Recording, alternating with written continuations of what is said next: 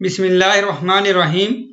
عزیز طلبہ السلام علیکم، میں خرم رضا، آپ دیکھ رہے ہیں میرا YouTube channel Urdu class with Khurram. حاضر ہوں آج نئے عنوان کے ساتھ۔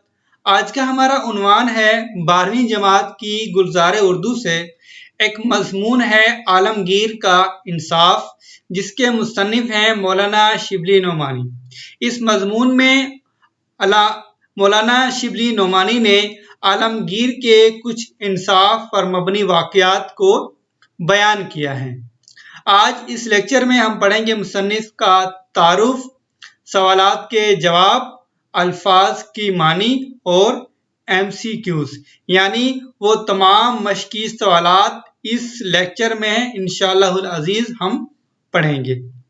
آگے بڑھنے سے پہلے جن دوستوں نے ابھی تک ہمارا چینل سبسکرائب نہیں کیا، ان سے گزارش ہے کہ اردو کلاس ود خرم کو سبسکرائب کریں اور ساتھ میں لگے گھنٹی کے بٹن کو دبانا نہ بھولیے، تاکہ ہماری نئی آنے والی ویڈیو آپ تک بآسانی پہنچتی رہے۔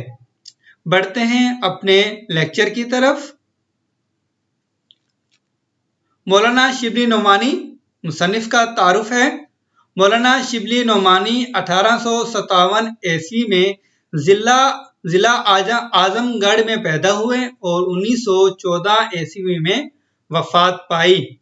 ان کے والد کا نام حبیب اللہ تھا، جو پیشے کے لحاظ سے وکیل تھے۔ وہ ایک بلند پایہ مورخ، نقاد، ادیب، شاعر اور عالم دین تھے۔ 1882 عیسوی میں علی گڑھ گئے، جہاں سر سید سے ملاقات ہوئی۔ انہوں نے کالج میں فارسی کا پروفیسر مقرر کر دیا۔ یعنی مولانا شبلی نعمانی 1882 عیسوی میں علی گڑھ گئے اور علی گڑھ میں ملاقات ہوئی سر سید سے، اور سر سید احمد خان نے انہیں اور فارسی کا پروفیسر مقرر کر لیا۔ پروفیسر آرنلڈ سے فرانسیسی سیکھی، جو پروفیسر آرنلڈ سے جو اور بہت اچھے دوست بھی تھے علامہ محمد اقبال کے، میرے خیال میں ان سے جو ہے وہ انہوں نے فرانسیسی سیکھی۔ 1992 عیسوی میں روم اور شام کا سفر کیا اور 1913 عیسوی میں دارالمصنفین کی بنیاد ڈالی۔ تصانیف ہیں ان کی: المامون، سیرت نعمان، سیرت النبی، الغزالی، الفاروق، سوانح مولانا روم اور شعر العجم۔ یہ تھا مصنف کا مختصر سا تعارف۔ بڑھتے ہیں اپنے اگلے سلائیڈ کی طرف۔ کتاب سے لیا گیا اسکرین شاٹ آپ کی اسکرین پر موجود ہے۔ یہ وہ سبق ہے جس کی ایکسرسائز ہم پڑھنے جا رہے ہیں یا مشق ہم پڑھنے جا رہے ہیں۔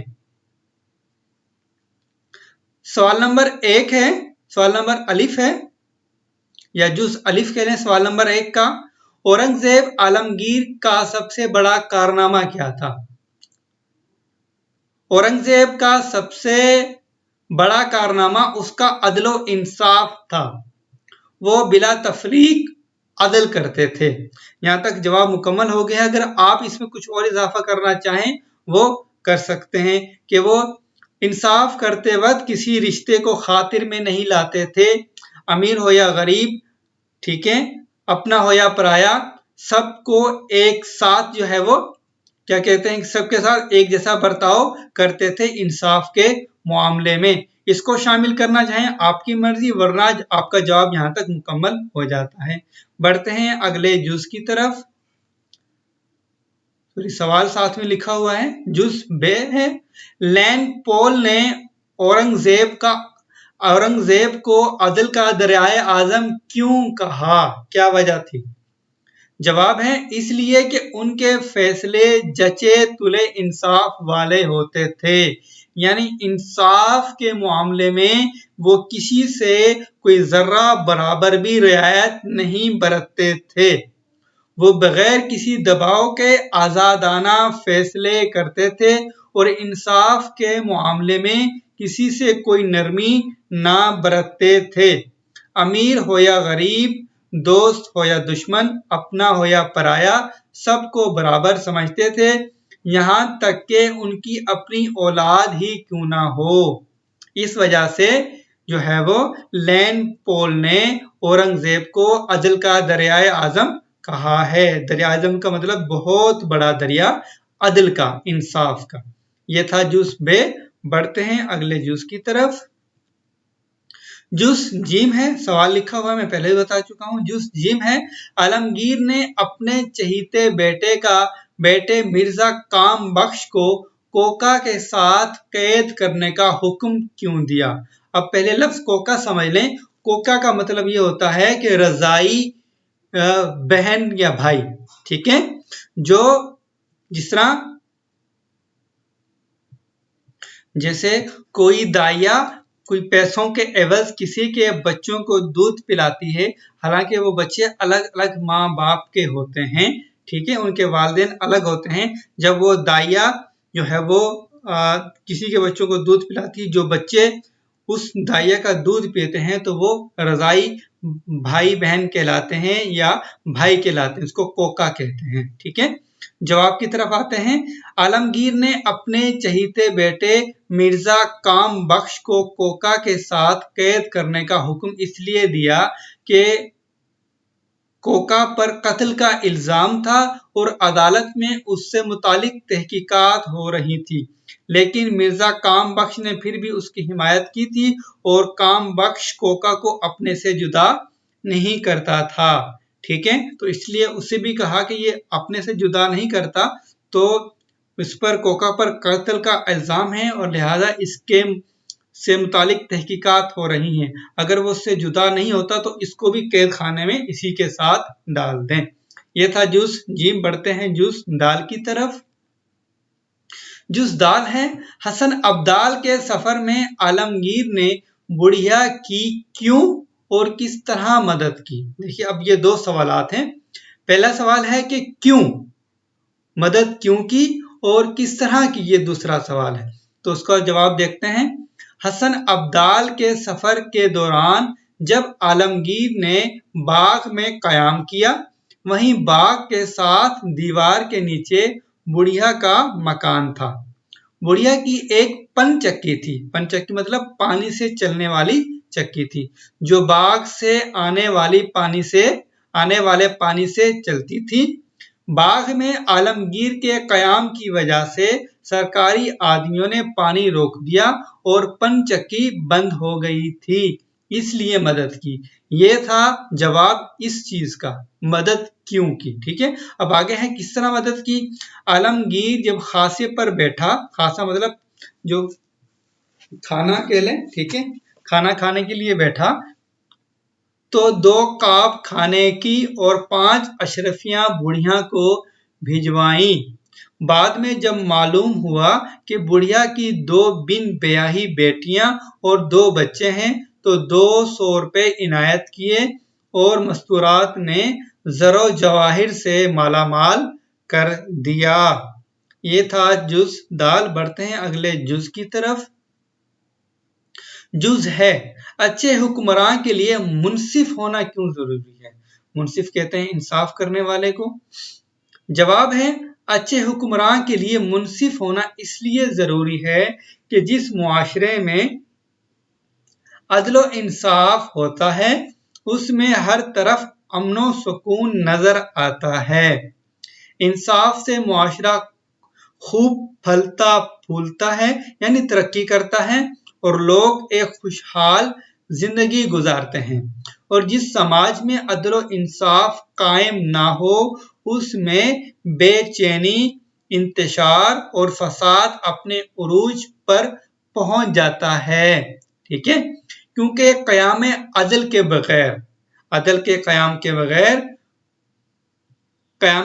के बगैर कोई निज़ाम सही सूरत में नशो नुमा नहीं पा सकता।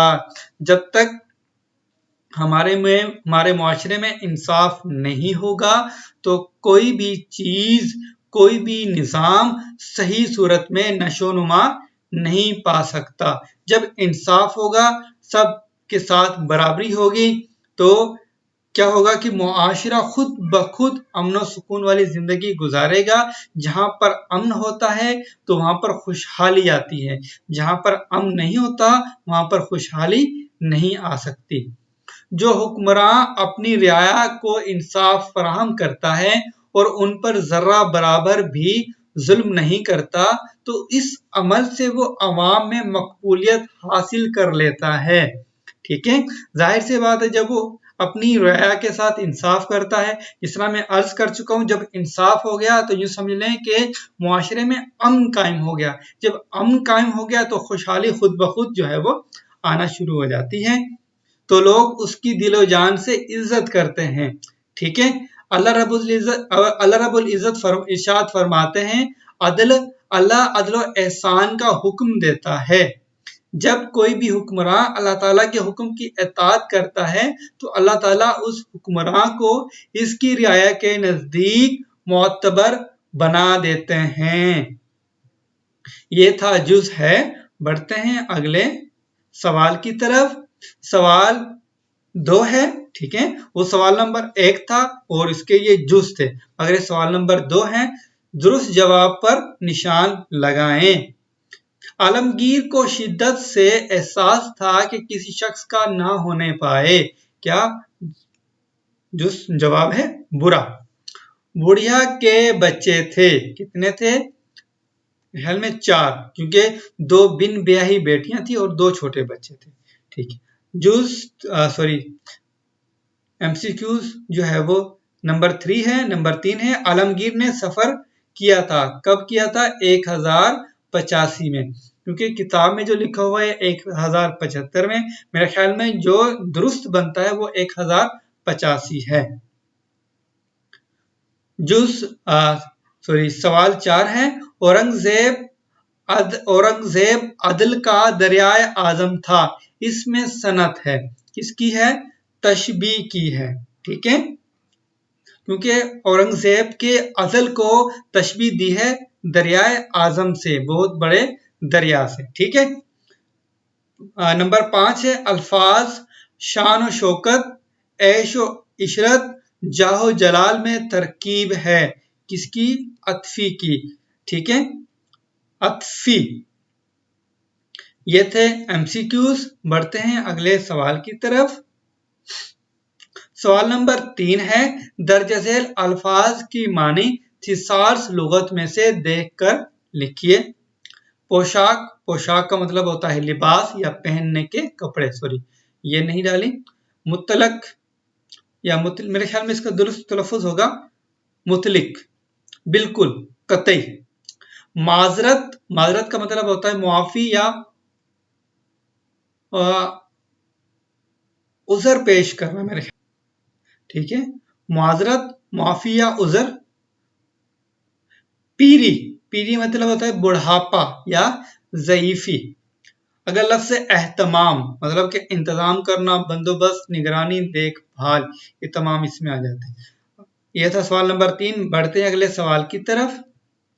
سوال نمبر 4 ہے، آپ کے خیال میں شبلی کا یہ مضمون کیسا ہے؟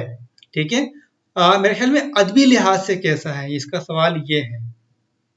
جی، سوال 4 ہے، آپ کے خیال میں شبلی کا یہ مضمون ادبی لحاظ سے کیسا ہے؟ دلیل میں اس مضمون کی عبارت کا کوئی حصہ تحریر کیجیے. ٹھیک ہے، ادبی لحاظ سے. جواب ہے، میرے خیال میں مولانا شبلی نعمانی کا یہ ایک وصفیہ مضمون ہے جس میں انہوں نے اورنگزیب عالمگیر کے چند انصاف پر مبنی اور رحم دلی کے واقعات کی پوری ایمانداری سے بیان کیا ہے. واقعات کو پوری ایمانداری سے بیان کیا ہے. ان واقعات کو بیان کرتے ہوئے جو اسلوب مصنف نے اپنایا ہے وہ نہایت مؤثر ہے، جس سے عالمگیر کے اوصاف کی واضح منظر کشی ہو جاتی ہے اور عالمگیر کی شخصیت کاری کے سامنے ایک جیتی جاگتی تصویر بن جاتی ہے. جیسے مرزا کام بخش عالمگیر کا نہایت چہیتا بیٹا تھا. اس के कोका पर कत्ल का इल्जाम कायम हुआ। आलमगीर ने हुक्म दिया कि अदालत में तहकीकात की जाए। काम बख्श ने इसकी हिमायत की। आलमगीर ने दरबार में काम बख्श को बुला भेजा। काम बख्श उसको भी साथ लाया था और अपने आप से जुदा नहीं करता था। आलमगीर ने हुक्म दिया कि काम बख्श को भी कोका के साथ कैद किया जाए। ये वो इबारत है जो किताब से ली है, ठीक है। तो इससे ये साबित होता है कि इंसाफ के तकाज़ों को पूरा करते वक्त वो किसी भी रिश्ते का लिहाज नहीं रखते थे। इंसाफ के मामले में वो सबसे यकसा सलूक करते थे, ठीक है। ये उनकी वस्फ बयान की गई है, खूबी बयान की है, तो ये एक वस्फिया मजमून है। अगले सवाल की तरफ बढ़ते हैं। मेरे ख्याल में मैं इसको जूम कर लेता हूं जी। तो लैंड पोल साहिब आलमगीर की सवानी में लिखते हैं, मुगल आजम अदल का दरियाए आजम है, जचे तुले फैसले इंसाफ से करता है। मंदरजा बाला इबारत में राब्ता है, जिसे हम कॉलन कहते हैं, इस अलामत को, ठीक है। अगर मैं इसको खत्म करूंगा तो ये बिल्कुल जो है वो तस्वीर छोटी हो जाएगी। ये जो नुक्ते लगे हुए हैं इसको हम कॉलन कहते हैं। कॉलन का इस्तेमाल किया गया है किसी शख्स या बात की तफसील बयान करने से पहले जो अलामत लगाई जाती है उसे राब्ता कहते हैं, ठीक है। उर्दू में राब्ता कहते हैं और इंग्लिश में उसे कॉलन कहते हैं। जिस तरह हम किसी के कोई अल्फाज लिखना चाहते हैं, जिसे हम मुकालमा तहरीर करते हैं, तो मुकालमा तहरीर करते वक्त कोई नाम लिखते हैं किसी भी शख्स का और उसके साथ ये जो है वो अलामत लगा देते हैं, जिसे हम राब्ता की अलामत कहते हैं। तो इस किताब से चंद ऐसे जुमले तलाश करके लिखिए जिनमें राब्ता की अलामत इस्तेमाल की गई हो। यह इतना मुश्किल सवाल नहीं है, आप लोग इसको आसानी से कर सकते हैं। आज का हमारा लेक्चर यहाँ पे ख़त्म होता है। उम्मीद है कि आपको हमारी ये वीडियो पसंद आए लाइक कीजिएगा, शेयर कीजिएगा और अपनी कीमती आरा हम तक ज़रूर पहुँचाइएगा। बहुत शुक्रिया।